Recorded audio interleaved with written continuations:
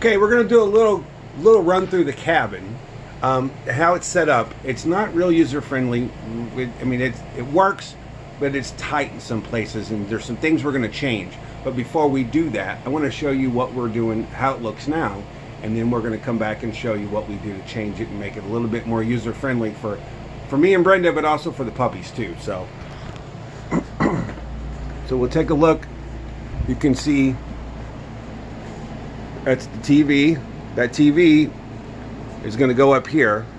Right now we're using it as a barrier between our makeshift toilet back there, okay, which has been fantastic, by the way. Hardly any smell at all. It's amazing. And it only smells after we're done. It doesn't smell when it's sitting there.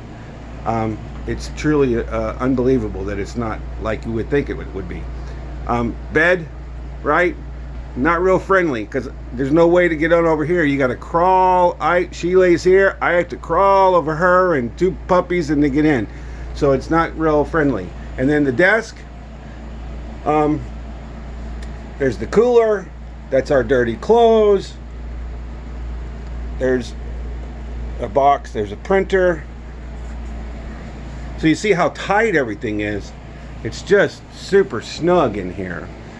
Those are going to pretty much stay where they are. We've moved, this table was over here. Now we moved it over here. We got rid of the other table. Of course, we've got the Berkey, the burner, and you know, basic kitchen right here without a sink. And this is where we're going to put a refrigerator. So that's why we did this change. And this is still a catch-all. We still got to do some organizing here, but that'll get better. So that's where we're at now. And I'm going to move some things around and come back and do a little update.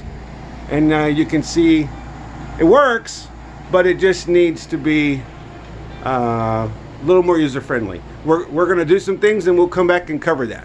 All right? All right, we'll be back.